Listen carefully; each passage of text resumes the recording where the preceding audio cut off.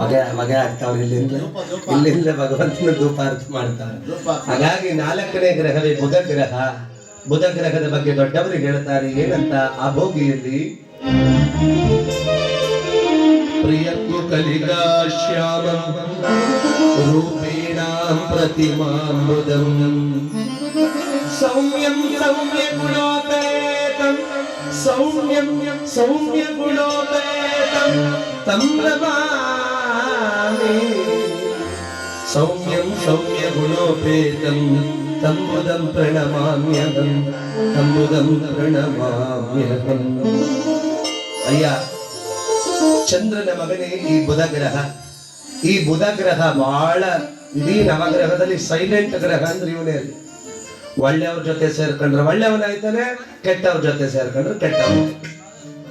ಹಾಗಾಗಿ ಈ ಬುಧ ಗ್ರಹ ಒಲಿದರೆ ಬುದ್ಧಿಶಕ್ತಿ ಬರುತ್ತೆ.